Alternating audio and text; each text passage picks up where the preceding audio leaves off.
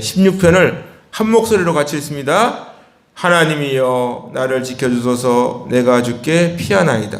내가 여호와께 아뢰되 주는 나의 주님이시오니 주밖에는 나의 복이 없다 하였나이다. 땅에 있는 성도들은 존귀한 자들이 모든 즐거움이 그들에게 있도다. 다른 신에게 예물을 드리는 자는 괴로움이 더할 것이라. 나는 그들이 드리는 피의 전제를 드리지 아니하며 내 입술로 그 이름을도 부르지 아니하리로다. 여호와는 나의 산업과 나의 잔의 소득이시오니 나의 분깃을 지키시나이다. 내가 줄로 재어준 구역은 아름다운 곳에 있으며 나의 기업이 실로 아름답도다. 나를 기운케 하신 여호와를 송축할지라. 밤마다 내 양심이 나를 교훈하도다. 내가 여호와를 항상 내 앞에 모시며 그가 나를 내 오른쪽에 계심으로 내가 흔들리지 아니하리로다. 이러므로 나의 마음이 기쁘고 나의 영도 즐거워하며 내 육체도 안전히 살리니 이는 주께서 내 영혼을 수월해 버리지 아니하시며 주의 거룩한 자를 멸망시키지 아니하실 것임이니이다. 주께서 생명의 길을 내게 보이시리니 주의 앞에는 충만한 기쁨이 있고 주의 오른쪽에는 영원한 즐거움이 있나이다. 아멘. 할렐루야. 오늘도 놀라운 역사가 여러분과 앞에 주어지기를 주님의 이름으로 축원합니다. 오늘 우리가 읽은 시편 16편을 보면 뭐라고 되어 있냐면 표제가 다윗의 믹담 됐습니다. 믹담. 다윗의 믹담. 이 믹담이라는 단어가 미크탐인데 이게 카탐이에요. 카탐. 카탐인데 이건 뭐냐? 어떤 걸 숨기다, 뭐 새기다, 뭐 이런 뜻을 갖고 있습니다. 그러니까 이 믹담이라는 단어를 정확하게 사실 이게 무슨 의미인지는 신학자들 간에도 많은 논쟁이 있는데 뭐 중요한 건 뭐냐면 이게 돌비에 새겨진 시편이라는 의미를 가지고 있다는 것이죠. 공통적인 의미는 그렇습니다. 그래서 보통 이 시편을 황금시라고 해요. 황금시라 그럽니다. 그만큼 이 시편의 그 내용이 정말 가치가 있고 정말 굉장한 의미를 가지고 있다는 것을 우리에게 보여주고 있다는 것이죠. 그래서 이 돌에 새겨지고 황금과 같은 가치가 있고 그 시편을 통해서 주님이 우리에게 주시고자 하는 말씀이 무엇인가 한번 같이 보는 것이죠. 시편 16편 읽어볼까요? 1절을 한번. 하나님이여 나를 지켜주소서. 내가 주께 피하나이다. 지금 시편 기자는 자신을 지켜달라고 하나님께 간구합니다. 그렇다면 지금 시편 기자의 상태는 어떠한 상태이겠습니까? 여러 가지로 어려움이 많고 여러 가지로 힘들고 답답하고 괴롭고 하는 그 상황 아니겠습니까? 다윗이 사실 뭐 얼마나 힘들었어요. 다윗의 인생은 완전히 도망으로부터 시작해서 도망으로 끝나요. 늘 항상 도망다니는 인생, 쫓겨다니는 인생, 죽음을 피해 살아가야 하는 인생, 생명을 어디에도 생명을 보장할 수 없는 인생, 그러한 인생이었다는 것입니다. 그래서 지금 다윗이 나를 지켜주세요. 이 샤마르라는 단어는 뭐냐면 울타리에서 이렇게 울타리를 딱 쳐가지고 가축을 보호하듯이 목동이 그 주어진 자기에 맡겨진 양들을 이렇게 보호하면서 자기의 눈알에 쏙 들어오잖아. 이런 것처럼 하나님 눈을 들으셔서 나를 지켜주세요. 내가 어떠한 환경에 처하더라도 나는 주님밖에 피할 곳이 없사오니 나를 도와주세요. 사실 우리 애가 어디로 피하겠습니까? 피난처가 없잖아. 주님밖에 피난처가 없다는 것이죠. 그 나온 선지자가 이렇게 고백하더라고요. 여호와는 선하시며 환난 날에 산성이시라. 그는 자기에게 피하는 자들을 아신다. 할렐루야. 그는 자기에게 피하는 자를 아신대. 역시 이 말씀이 끝내주더라고. 환난 날에 우리가 피할 곳은 오직 하나님밖에 없다. 오직 주만이 나의 반석, 나의 구원, 나의 요새, 나의 피난처. 우리는 오직 주님께 피할 때 여러분들의 생명이 보장되는 줄로 믿습니다. 2절 볼까요? 내가 여호와께 아뢰되 주는 나의 주님이시오니 주밖에는 나의 복이 없습니다. 주밖에는 나의 복이 없다. 이 아도나이라고 하는 이 단어를 보면 이게 아도나이가 뭐지요? 야훼 말고 아도나이. 아도나이는 뭐죠? 나의 주인은 하나님이시다라는 것이죠. 우리의 주인은 하나님이십니다. 누가 우리의 주인이 될 수 있습니까? 날마다 우리는 나의 주인이 하나님이심을 고백해야 돼요. 하나님은 나의 주님이십니다. 나의 주인이오시오니 온 우주 만물의 주인은 하나님이십니다. 이 고백이 사라지니까 재앙이 오는 거예요. 믿습니까? 왜 하나님을 주인으로 인정 안 하잖아 지금.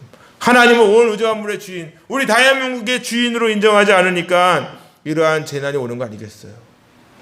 아무리 인간이 날고 기고 아무리 대단한 것을 개발한다 할지라도 하나님을 주인으로 모시지 않으면 그 인생은 끝난 겁니다. 하나님을 주인으로 모시는 나라가 그 나라야말로 형통하게 되는 거예요. 늘 말씀을 드렸잖아요. 인간의 과학이 아무리 위대하고 엄청난 발전을 이룬다 해도 못 만드는 게 있다고. 뭐야? 피, 자궁, 정자, 난자 못 만들어. 이거 못 만든다고요. 물은 정화시킬 수나 있지 피 못 만들잖아. 그러니까 대리모가 있는 거 아닙니까? 대리모가 있고 정자, 난자 남의 거 받아가지고 수정시키고. 왜 그럴까요? 이게 공통점이 뭡니까? 생명과 연관이잖아. 생명의 주관자는 하나님이신 거예요. 왜 감히 하나님의 뜻을 거스르려고 그러냐고요. 생명의 주관자는 하나님이시고 우리의 모든 삶의 주인은 하나님이시다.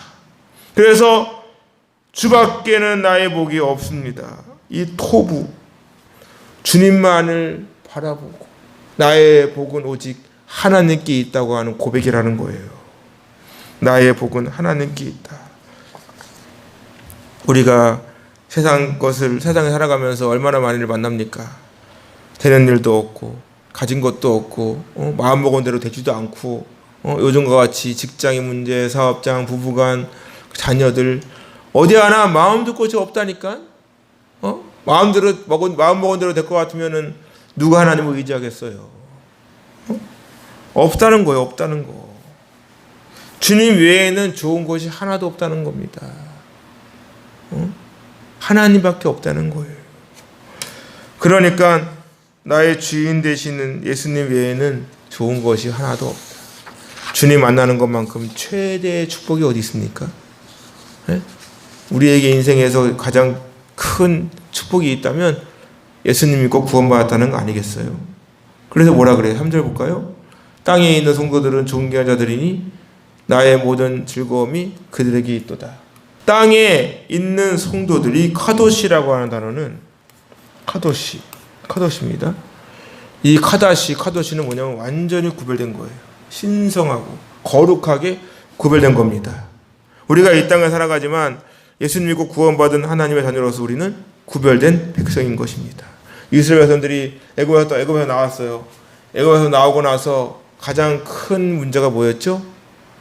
더 이상 너희들은 종이 아니라는 거. 너희는 거룩한 백성이라는 거. 그러니까 더 이상 애굽을 보라보지 않게 하잖아. 더 이상 애굽을 바라지 말라고. 그래서 홍해 바다를 건너잖아요. 그러면 홍해가 이렇게 있는데 들어갔다가 나왔죠. 이게 뭘까요? 들어갔다가 나온 게 뭐지 이게? 세례야 세례. 침례입니다. 침례. 들어갔다가 나왔잖아. 침례라고. 거듭난 거예요. 거듭난 거. 거룩한 백성으로 거듭난 거예요. 너희가 내 말을 잘 듣고 내 언약을 지키면 너희는 내 모든 민족 중에서 내 소유가 되겠고 너희가 내게 대하여 제사장 나라가 되며 거룩한 백성이 될 것이다. 우리는 하나님께 거룩한 백성으로 인침받은 자인 줄로 믿습니다.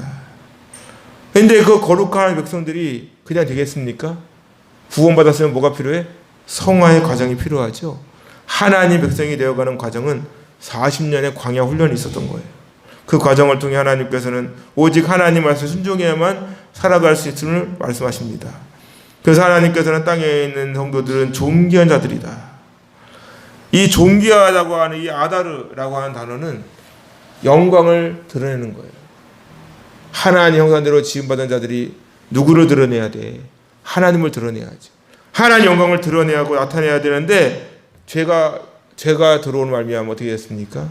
영광을 드러내기는커녕 오히려 자꾸만 죄 짓는 것만 만들어내고 있죠. 로마서에서 나오는 것처럼 의인은 없고 하나도 없고 창세기 6장에 말씀하시는 것처럼 노아의 때 인간의 생각이 늘 악한 것만 만들어내는 그런 것처럼 우리의 인생은 늘 반복적인 거예요. 하나님의 영광을 드러내기 위해 창조된 저와 여러분들이 온전히 하나님만 드러내야 돼요. 하나님의 영광을 잘 드러내는 때가 언제입니까? 바로 예배입니다. 예배. 그래서 예배에 집중하고 예배에 열심을 내고 예배의 중심적인 삶을 살아가야 되는 거예요. 하나님께서는 우리 예배를 통해서 하나님의 영광을 드러내시죠. 그렇기 때문에 시편 기자가 뭐라 그래? 4절 다른 신에게 예물을 드리는 자는 괴로움이 더할 것이라 나는 그들이 드리는 피의 전제를 드리지 아니하며 내 입술로 그 이름도 부르지 아니하리로다. 다른 신에게 예물을 드리는 자는 괴로움이 더할 거래요. 예물을 드리는 자. 이 예물을 드리다 이 마하르라고 하는 단어가 있는데 이 마하르라고 하는 단어는 이 마하르거든요. 이 마하르가 뭐냐면 어떠한 값을 이렇게 치르는 걸 의미하는데 값을 치르고 어떤 것을 이렇게 얻어내는 겁니다. 근데 이게 어디서 왔냐면 서두르다야. 서두르다. 본래 뜻이 서두르다야. 왜 서두르냐? 이 단어가 어디나 오냐면 출애굽기 22장에 보니까 사람이 약혼하지 아니한 여자를 건드렸어요. 동침을 한 거예요. 동침은 어떻게 돼? 그 여인의 집에 가가지고 그 어떤 정해진 돈을 주고 그 아내를 이렇게 내 것으로 취하는 겁니다. 생각해봐요. 율법적으로 결혼하지 않았는데 동침을 했어. 그럼 어떻게 돼요? 죄잖아. 죄가 됩니다. 요즘은 순결에 대한 인식도 없으니까 죄란 말이에요. 근데 그럼 어떻게 해야 돼? 빨리 해결해야 되겠죠. 그래서 급하게 서둘러가지고 돈을 마련해가지고 막 뛰어가서 서가집에 가는 거예요. 서가집에 가가지고 돈을 빨리 주고 내 안으로 딱 정해지면 혼인이 돼버리면 끝나는 거죠. 바로 그겁니다. 세상 사람들은 자신에게 문제가 생기면 누구 찾죠? 자신에게 닥친 문제를 해결하기 위해서 하나님을 찾기보다는 여기저기 백방으로 수소문하러 다니고 이리저리 뛰어다닙니다. 하나님께 답을 구하지 아니하고 우상을 따라다니고 하나님께서는 이러한 자들에게 괴로움을 더한다고 말씀하시죠. 우상에게 제물을 드리는 것은 우상을 쫓아 살아가는 사람들 아닙니까? 하나님께서 택하지 못한 하나님 뜻하지 못한 사람들을 보면 이들은 괴로움이 올 때 누구 찾아? 무당을 찾고 점쟁이를 찾아서 왜 내가 이런 일이 생겼을까요? 하면서 끊임없이 하나님을 왜 다른 것에 자꾸 관심을 기울인다는 것이죠. 하나님 외에 다른 신을 따라가는 사람들은 고통만 더해가요. 돈은 돈대로 들고 귀신 역사가 일어나고 그러지 않습니까? 우울해지고 돈을 쫓아가고 이렇게 되는 거예요. 하나님께서는 철저하게 우상숭배를 가장 큰 죄로 보지 오죽하면 하나님 외에 다른 신을 섬기지 말라고 하나님 하시면서 하나님 빙자한 우상이 어떠한 것 위로 하늘에 있는 것 아래로 땅 아래에 있는 것 땅 아래 물속에 있는 어떠한 것도 만들지 말아라. 그렇게 말씀하시잖아요.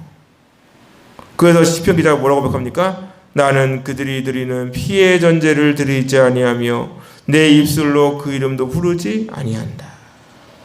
신에게 피의 전제 말 그대로 뭐야? 피를 이렇게 받아가지고 뿌리는 거잖아. 이게 붓는 거예요. 피를 붓는 거잖아요. 그거 왜 그럴까요? 신을 달래기 위해서. 신이 노예에서 자신에게 우월했다고 생각하는 것이죠. 우리나라도 그렇잖아요. 제사 왜 지내는 거 제사? 제사 왜 하죠? 살았을 때 못했으니까 죽어서라도 잘 섬기려는 마음도 있겠지. 근데 정말 그것만 있을까? 그렇지 않잖아요. 제사를 똑바로 안 하면 뭐가 있다고? 우환이 온다고 두려워하잖아요. 우환이 있을 거라고 두려워한단 말이에요. 그러니까 제사상을 멋들어게 차려놓고 절을 열심히 합니다. 바다에서는 여왕님께 절하라고 산에서는 산신령한테 절하라고 이렇게 되는 거예요. 사업을 시작하기 전에 고사 지내는 사람들 봤습니다. 프로 스포츠는 어떠한 시즌이 시작되기 전에 고사를 지내는 사람도 있더라고. 아직까지도 샤머니즘이 곳곳에 깔려 있고 이러한 때 우리는 시편 기자의 고백처럼 나는 그들이 드리는 피의 전제를 드리지 아니하며 내 입술로 그 이름도 부르지 않겠다. 오직 누구만 불러야 돼? 아도나이 나의 주인은 하나님이심을 고백하면서 나를 택하시고 나를 영원한 구원의 길로 인도하시는 그 하나님만을 바라보고 나아가기를 주님의 이름으로 축원합니다. 그래서 이사야 42장에 보니까 나는 여호와이니 이는 내 이름이라 나는 내 영광을 다른 자에게 내 찬송을 우상에게 주지 아니한다. 하나님의 영광을 다른 자에게 우상에게 주지 않는다고 말씀하시잖아요. 오직 누구에게 영광을 돌려야 돼? 하나님께만 영광을 돌려야 합니다. 그래서 5절 보세요. 여호와는 나의 산업과 나의 잔의 소득이시니 나의 분깃을 지키나이다. 내가 줄로 재어준 구역은 아름다운 곳에 있으며 나의 기업이 실로 아름답도다. 여기서 나의 분깃을 지키나이다, 이 지키나이다라고 하는 이 타마크라는 단어는 뭐냐면 꽉 쥐는 거예요. 꽉 쥐는 거. 빼앗기자는 어떻게 하죠? 야, 줘봐, 애한테 뭐 줘봐 그러면 어떻게 돼?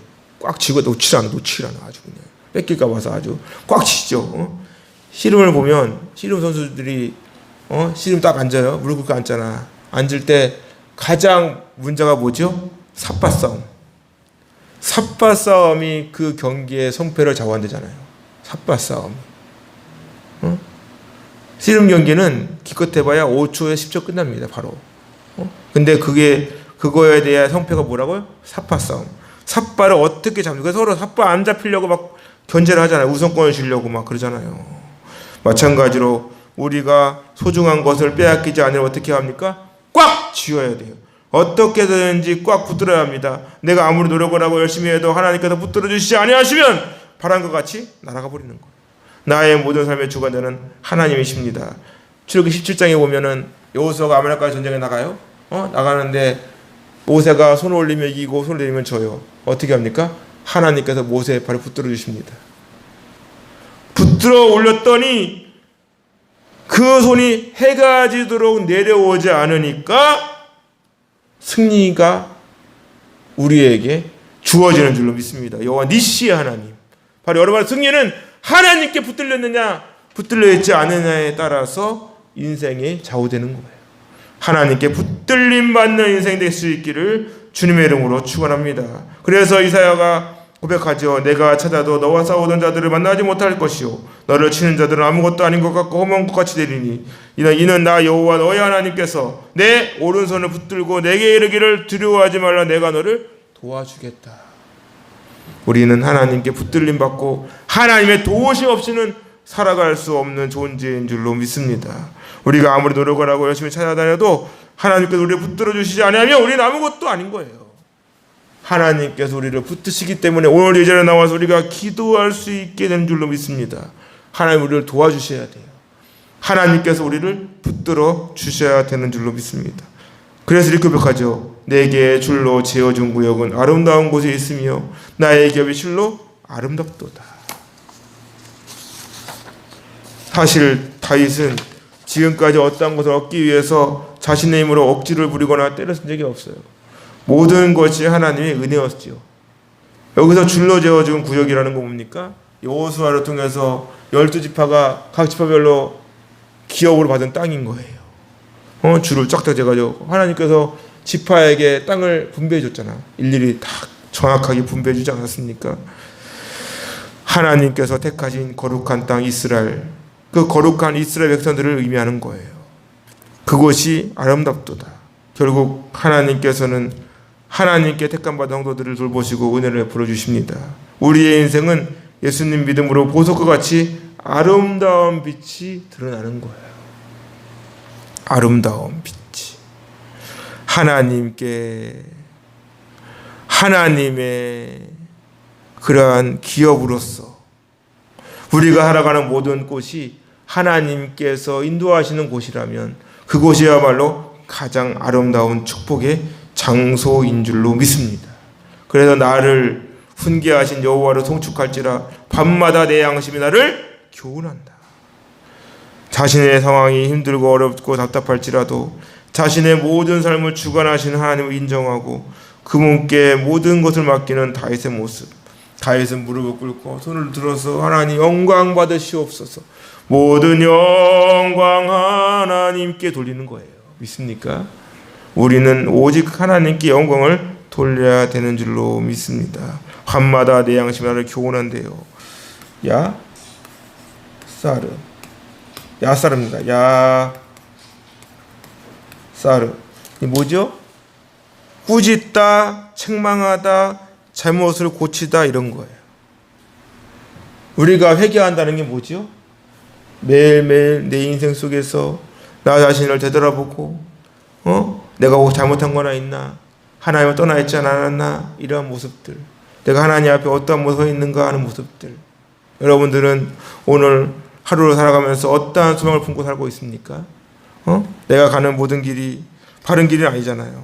그러면 나도 뭐 알고 지은 죄 모르고 지은 죄를 맨날 기도한다고 대표 기도 때문에 그러잖아. 내가 알고 지은 죄 모르고 지은 죄 이러면서 그러한 모든 죄악들을 하나님 앞에 낱낱이 아뢰고 그 하나님 아버지께서 나를 책망하시고 나를 바른 길로 인도하시는 그 하나님이 나를 교훈해 주시는 거 아니겠어요?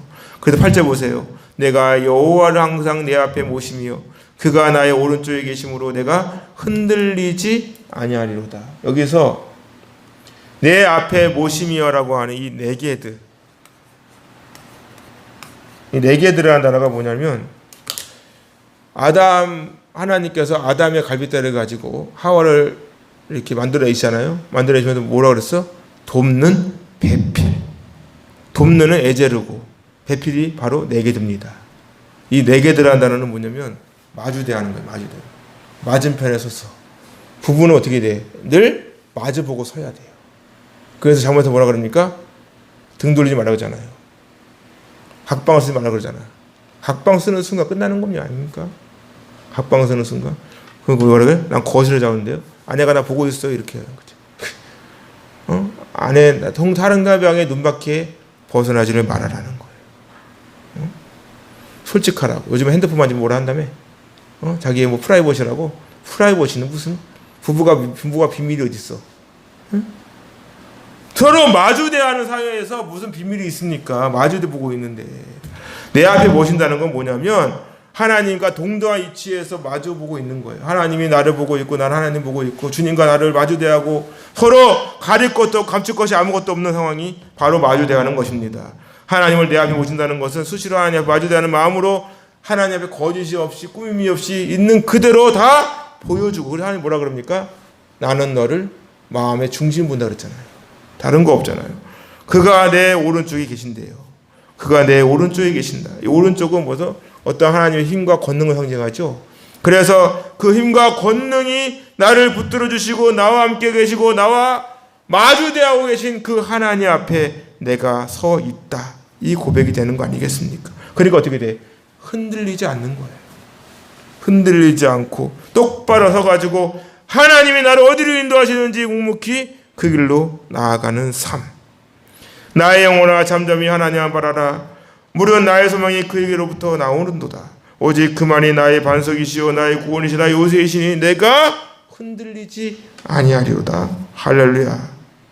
오직 주님만 바라봐야 됩니다.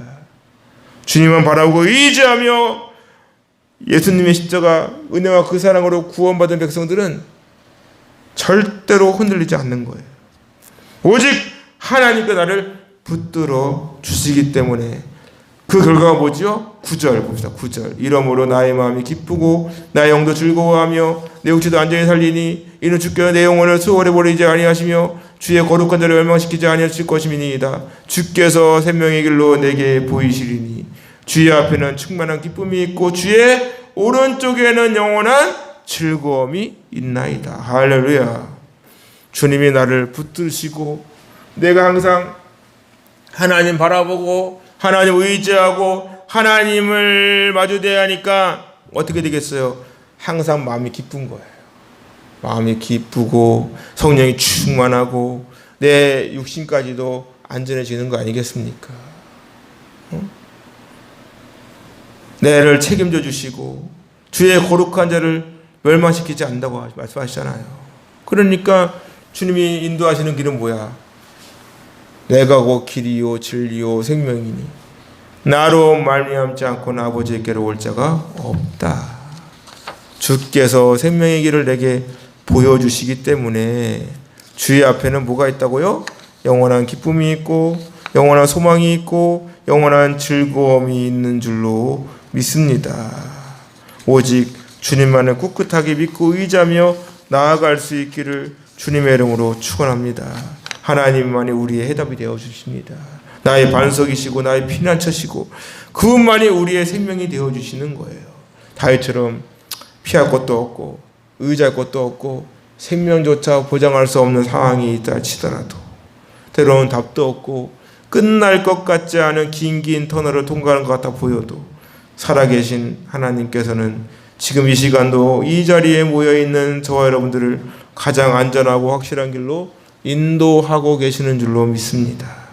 도망자 신세에서 한 나라의 왕으로 세우신 것처럼 아무런 소망이 없이 살아가는 저와 여러분들을, 아무런 목표도 없이 살아가는 저와 여러분들을 일방적으로 택하셔서 예수님을 통해 하나님의 자녀 삼아주신 하나님께서 영원한 구원의 소망과 기쁨을 우리에게 주신 줄로 믿습니다.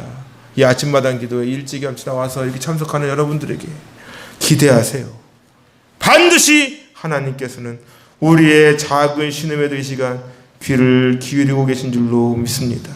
다른 것은 포기해도 절대로 주님만은 포기하지 마세요. 예배를 포기하지 마시고 주일을 포기하지 마시고 새벽을 깨우시라고 열심히 하나님을 의지하고 절대로 쉬지 말고 기도를 했잖아. 쉬지 말고 기도하라. 기도를 멈추지 마라. 열심히 기도하며 나아갈 때 여러분들의 모든 앞길이 하나님께서 책임져 주신 줄로 믿습니다. 주님만이 나의 길이요 진리요 생명이 되어 주시는 거예요. 힘을 내시고 낙심하지 말고 꿋꿋하게 주님의 손을 붙들고 나아가세요. 이 아침마당 기도에도 할 수 있는 대로 최선을 다해서 이 시간 참석하시고 정말로 시편 150편까지 한번 가보시고 어떠한 놀라운 역사가 일어나는지를 기대하시라고. 하나님 여러분과 함께 하시고 여러분들의 편입니다. 하나님 내 편이에요. 내 편이시라고요. 주님의 손만 붙들면 되는 거예요. 아니 오히려 하나님이 내 손을 잡아주시는 것이지 그 손을 놓지 말라고요. 끝까지 붙들고 힘차게 오늘 하루도 할렐루야 외치며 열심히 달려갈 수 있기를 주님의 이름으로 축원합니다.